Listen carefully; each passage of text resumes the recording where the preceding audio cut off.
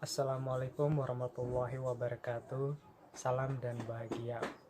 Perkenalkan, kami dari kelompok 4 akan membahas materi tentang analisis investasi publik. Sebelum itu, perkenalkan kami dari kelompok 4, saya sendiri, Zainul Arif, NIM 2019 01 7057, Febri Dirian, NIM 2019 01 7044, Muhammad Ainul Yakin, NIM 2019 01 7045, Erika Violenta Pesirahu, NIM 2019 01 7057, Dea Jilva Ian Herlisia, NIM 2019 01 7052. Langsung saja kita masuk pada materi pertama, yaitu analisis investasi publik. Jadi, pemerintah melakukan berbagai pengeluaran untuk melakukan pelayanan kepada publik. Analisis investasi publik dilakukan untuk mengetahui apa yang menjadi kebutuhan publik dan apakah proyek investasi tersebut menguntungkan atau tidak dilihat dari segi finansial dan non-finansial. Program investasi publik dalam melakukan fungsi pelayanan masyarakat, pemerintah dihadapkan pada masalah pengambilan keputusan investasi publik. Keputusan investasi publik diperlukan untuk melaksanakan program, kegiatan, dan fungsi yang menjadi prioritas kebijakan. Dalam praktiknya, terdapat yang sulit diselesaikan, yaitu A. Memastikan bahwa program investasi publik yang diajukan merupakan program yang komprehensif. B. Memperkirakan pengeluaran yang dibutuhkan di masa yang akan datang. C. Mengevaluasi relevansi proyek-proyek yang ada. D. Mengembangkan analisis dan perencanaan untuk pengeluaran investasi dan pengeluaran rutin. Materi berikutnya yaitu penentuan kebutuhan investasi. Penentuan ini berkaitan dengan jumlah anggaran yang akan ditetapkan bagi masing-masing unit organisasi. Analisis yang mendalam sebelum melakukan investasi sangat penting dilakukan, karena investasi publik berkaitan erat dengan masalah transparansi dan kewajaran anggaran. Ada beberapa cara dalam menggolongkan usul-usul investasi, yaitu pertama, investasi penggantian, kedua, investasi penambahan, ketiga, investasi baru. Nah, untuk materi selanjutnya akan dibahas lebih lanjut oleh rekan saya. Aspek kelayakan investasi. Dalam perencanaan dan analisis investasi harus dipertimbangkan beberapa aspek, yaitu yang pertama aspek teknis. Aspek teknis merupakan bagian penting yang harus dipertimbangkan jika suatu usulan investasi sudah tidak layak dilihat dari aspek teknisnya. Maka aspek tersebut menduduki prioritas pertama untuk ditolak. Yang kedua, aspek sosial dan budaya. Aspek ini menyangkut pertimbangan pendistribusian pelayanan secara adil dan merata, sehingga mampu memberikan manfaat yang besar bagi masyarakat. Yang ketiga, aspek ekonomi dan finansial. Pertimbangan ekonomi meliputi kegiatan menganalisis apakah suatu proyek yang diusulkan akan memberikan kontribusi yang nyata terhadap pembangunan. Sedangkan aspek finansial menerangkan pengaruh-pengaruh finansial dari suatu proyek yang diusulkan. Yang keempat, aspek distribusi. Keputusan investasi merupakan keputusan yang perlu dikaitkan dengan masalah distribusi pelayanan publik secara adil dan merata. Aspek distribusi terkait dengan keadilan dan persamaan kesepakatan untuk mendapat pelayanan publik. Faktor-faktor yang mempengaruhi investasi publik. Yang pertama, tingkat diskonto. Tingkat diskonto merefleksikan tingkat keuntungan atau rate of return yang diperoleh dari suatu proyek dengan tingkat risiko tertentu. Pada sektor swasta, terdapat dua sumber pendanaan, yaitu pembiayaan modal atau equity finance dan biaya utang atau debt finance. Untuk tujuan analisis biaya manfaat, maka perlu digunakan tingkat diskonto sosial atau social diskonto rate. Yang kedua, inflasi. Penilaian investasi harus memperhitungkan perkiraan tingkat inflasi. Makin tinggi tingkat inflasi, makin rendah nilai real keuntungan di masa depan yang diharapkan atau expected return, sehingga makin tinggi tingkat keuntungan yang diisyaratkan inflasi yang tinggi menyebabkan required rate of return makin tinggi. Perkenalkan, nama saya Muhammad Yakin, NIM 2019-017045. Di sini saya akan melanjutkan penjelasan dari teman saya. Risiko dan ketidakpastian. Required of return akan makin tinggi jika risiko investasi naik. Ketidakpastian ekonomi dan hukum, kekacauan sosial politik, tidak adanya jaminan keamanan dan kebijakan yang tidak konsisten dapat meningkatkan risiko investasi.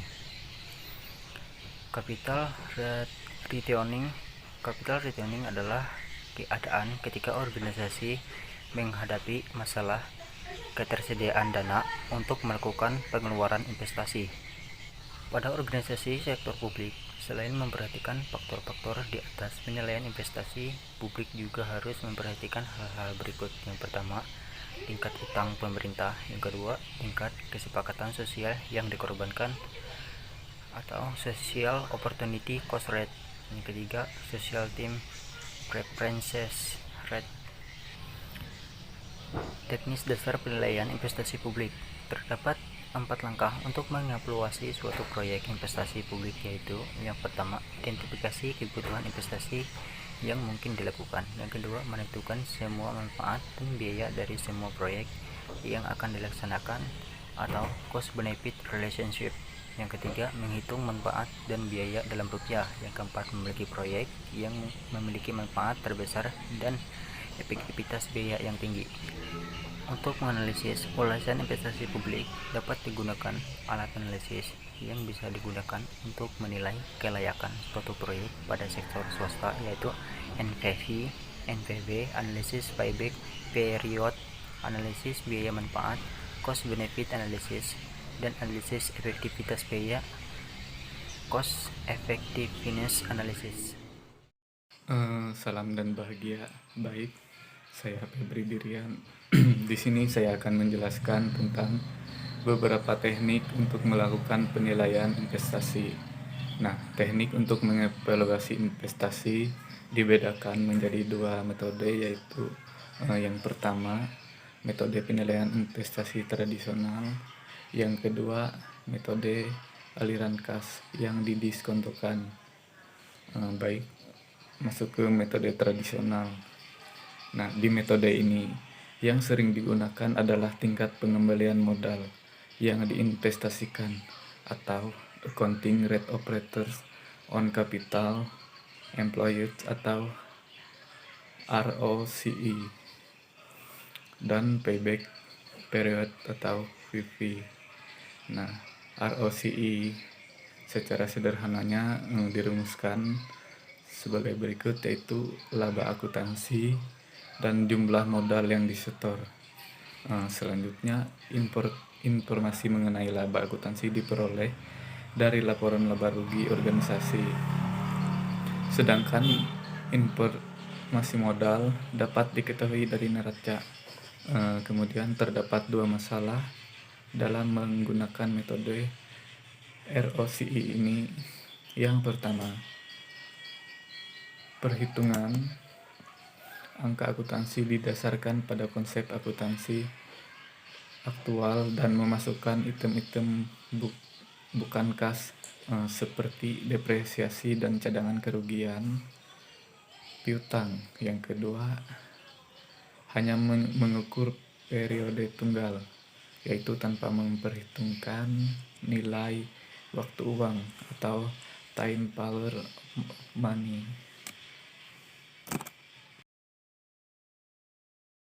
Selanjutnya yaitu metode penilaian investasi dengan menggunakan discounted cash flow, yaitu misalnya adalah sebuah net present value atau NPV dan internal rate of return atau IRR.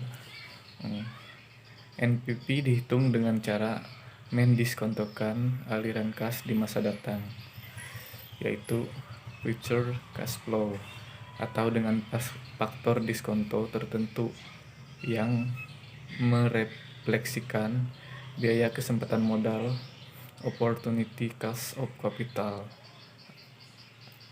yang diperoleh dengan cara mengurangkan pengeluaran investasi awal dengan aliran kas di masa depan yang dipresent-valuekan. Proyek yang memberikan nilai NPV positif adalah proyek yang memiliki prioritas untuk diterima, dan proyek yang dinilai VPV-nya negatif adalah proyek yang harus ditolak. Selanjutnya, analisis payback period.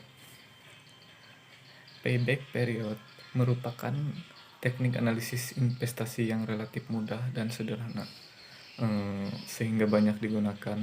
Namun demikian, payback period mengandung kelemahan, yaitu yang pertama, kelemahannya yaitu metode ini mengabaikan penerimaan investasi atau free cash yang diperoleh setelah payback period tercapai. Kelemahan yang kedua yaitu metode payback period mengabaikan nilai waktu uang. Yang ketiga, metode payback period tidak dapat digunakan untuk pengambilan keputusan investasi yang bersifat mutual eksklusif. Selanjutnya, analisis biaya manfaat atau cost benefit analysis.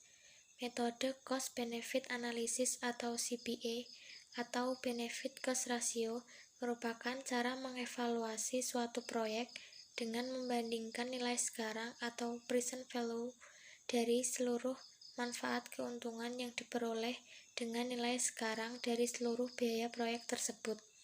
Analisis benefit cost ratio dirumuskan sebagai berikut.